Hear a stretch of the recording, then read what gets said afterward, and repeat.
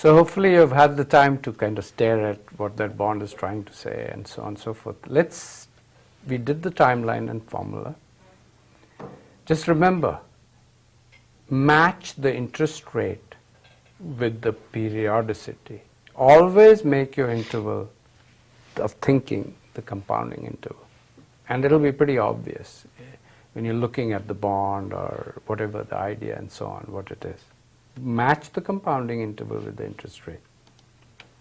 Let's do some calculations, and here I'm going to go over to my friend, the Excel, and there's some numbers from the past which we'll ignore for the time being. So I'm going to stick in cell C. If you can see me, hopefully you're fine.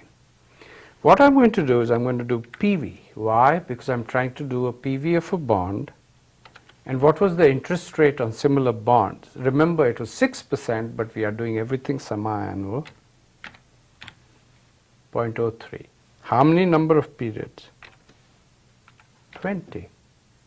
What is the PMT? 30.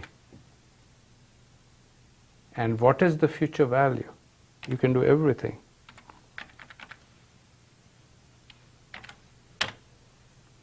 What do you notice?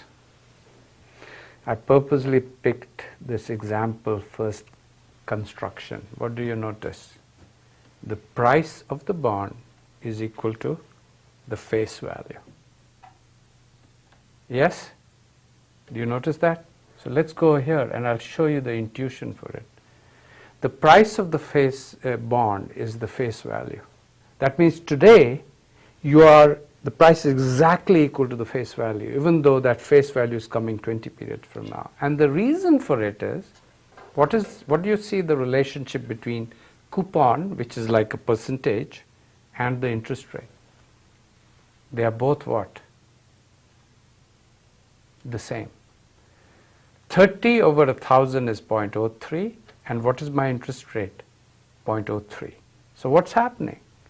Very intuitively, the coupon is the numerator. It's coming to you.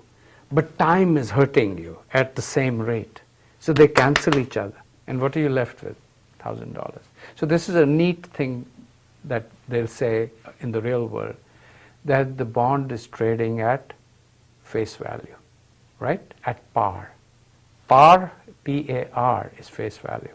Let's assume now that the interest rate in the real world is actually 4% per year, which is what per month? 2%. What does happen to the price? It's gone up. It's greater than face value. It's called trading at a premium.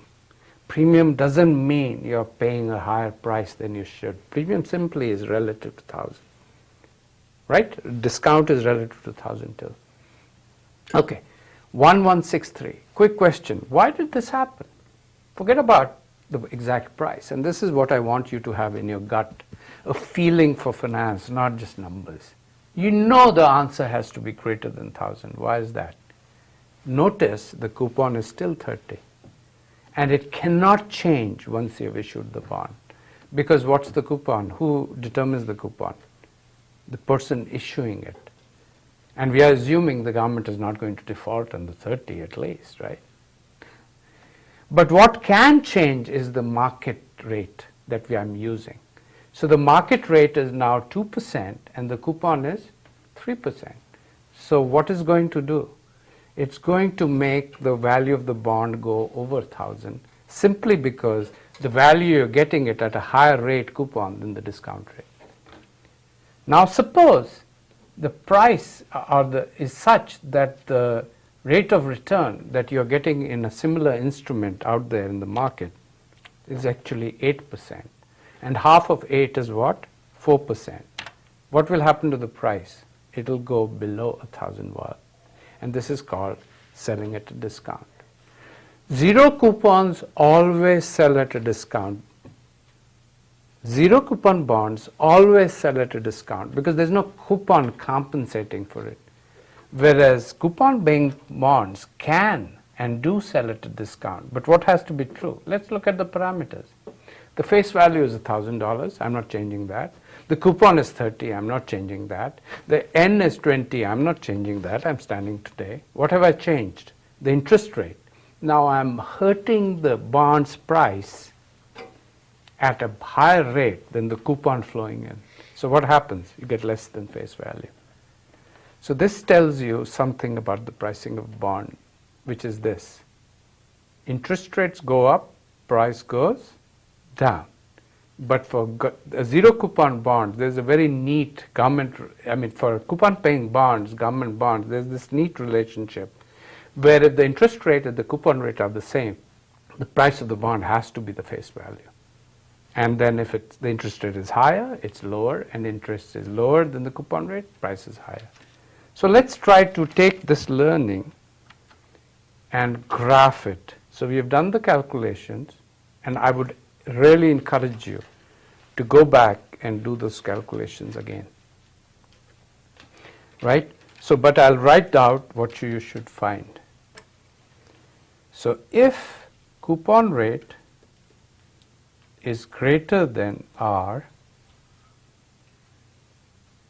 price will be greater than face value. If coupon rate is less than R at a specific time, the price will be less than face value. And if coupon rate is equal to R, price will be equal to face value. So this is what you should find, and just mess around with this because it will help you. So what I would like to show you now is a graph. And this graph is important. Price R, 0. It looks like this. So the price of a bond falls when interest rates goes up, right? That's what it's showing, and that makes sense. So if the interest rate is 6% or 3% per what? 6 months, and the coupon rate of this bond was what? 3%. What will the price be? 1,000. We just did this. Okay? One thing I really want to emphasize about this, coupon rate is not a market thing. It's fixed by the government. Don't ask me why, right? Because that's like getting into detail. It's something determined by their ability to pay periodically versus face value, right? So this curve is telling you the relationship between bond prices and interest rates. And let me just give you one little bottom line thing. Price goes down if R goes up. Second, short term versus long term. Which bonds are more price sensitive?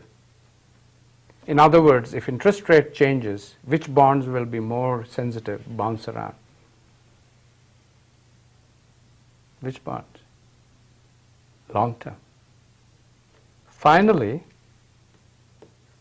whose price will jump around most? Zero coupon or with coupon bond? And let me, for simplicity, keep their maturities the same. Whose price will bounce around more? And it's kind of related to point number 2. If you have a zero coupon bond, where is all your money coming from? And supposing it's 10 years maturity. All your money is coming 10 years from now. And you have a 10-year same face value coupon paying bond. What has happened with this bond? Some of its money is coming earlier and not all is coming at the end. So the zero coupon bond will be more sensitive to changes in interest rates compared to an otherwise identical coupon paying bond. It's not perfectly identical, but the only difference is the coupons. Okay, so let's take this break because this is an interesting point to think about, and I want you to know this stuff inside out because this is the simplest kind of bonds, and this is what the world talks about all the time.